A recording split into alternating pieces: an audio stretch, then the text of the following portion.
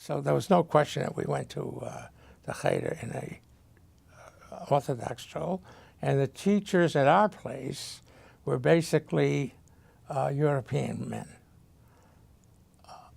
If you were lucky, you had a man who knew something about children, and you'd never think in terms of being hit by a teacher, which was common in some of the other schools.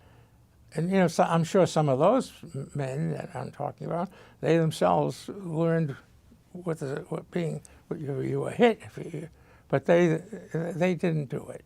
But there were people, as I say, many.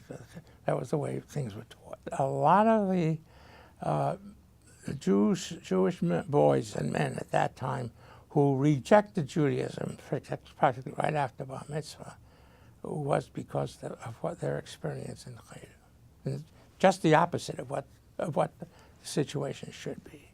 I can't say I enjoyed it, but I knew I was learning something, and the other thing, of course, was again there were children in the Cheder who were practically from the same kind of background I was. A lot of immigrants, sons and daughters, and so it was nice in that respect, you know, getting to know people.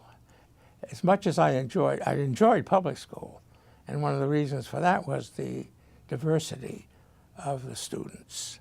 But on the other hand, in Cheder, you were with your own. Yeah.